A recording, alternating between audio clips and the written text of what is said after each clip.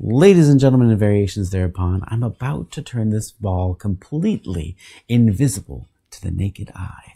Watch closely. It's invisible. It's done.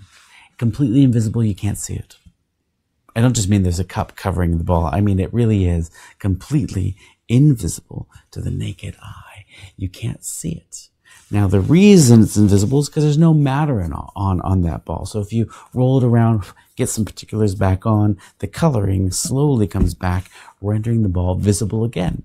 The cup, you might say, acts kind of like a wash, rendering the outside of the ball invisible, leaving just the inside, which was invisible anyway, and you just have to roll those particulars back around to get the ball back. Are there any questions, comments, concerns? No? Well then, I'll just be playing with my ball.